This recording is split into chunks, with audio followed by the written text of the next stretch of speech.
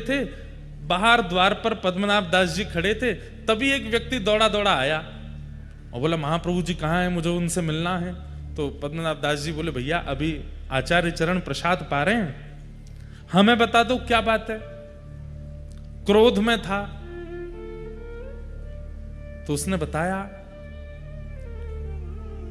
महाप्रभु जी के पीछे पीछे चल रहा था मैं, ये जान करके कि ये आचार्य हैं, इनकी सन्निधि में रहने से मुझे आनंद की प्राप्ति होगी, पर मेरे साथ तो गलत हो गया। बोले क्यों?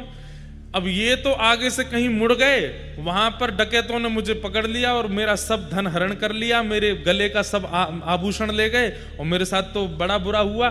तो मैं जितना मेरा आभूषण चोरी हुआ, जितने धन चोरी हुआ, सब मांगने आया हूं, क्योंकि इनके पीछे चल रहा था मैं।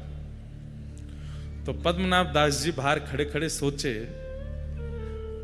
ये बात महाप्रभु जी तक जाने लायक नहीं है।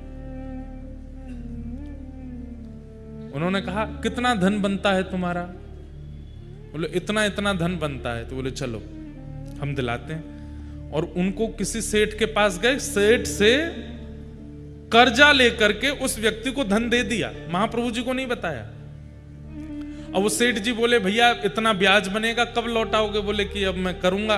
खुद तो नियम धारण कर चुके थे कि बिना धन के कथा करनी है, और कोई कुछ आता नहीं था, धन कहां से आवे, वापस कैसे लौटा मैं?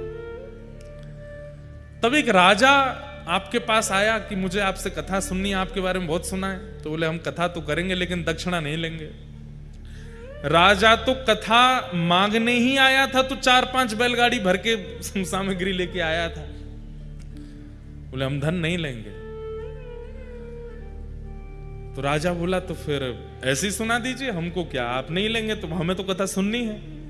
लेकिन तभी उनको याद आया कि वो एक सेठ का हमको चुकाना है, पर कथा का पैसा भी नहीं लेना है, क्या करें?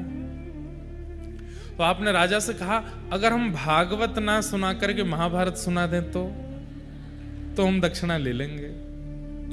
राजा बोला, हमको तो भागवत सुननी है। बोले कि सुनो, देखो हम तुमसे क्या छुपाएं, सीधी बात ऐसी है, हमने नियम लिया कि हम भागवत जी का दक्षिणा नहीं लेंगे, और हमको किसी का कर्जा चुकाना है तो हम महाभारत सुना देंगे ताकि तुम दक्षिणा दो तो हम उसका चुका दें। राजा इतना आनंदित हो गया, आप कितने सरल हैं, महाभारत ही सुनाओ। तब आपने महाभारत की कथा सुनाई, और महाभारत सुना करके जो दक्षिणा मिली व्याज सहित उस सेठ को चुका दिया। अब ये खबर अभी तक महाप्रभु जी को नहीं है कि पीछे से ही शिष्य क्या कर रहे हैं। यही तो शिष्यत्व होता है। हम लोगों का शिष्यत्व कैसा कि हम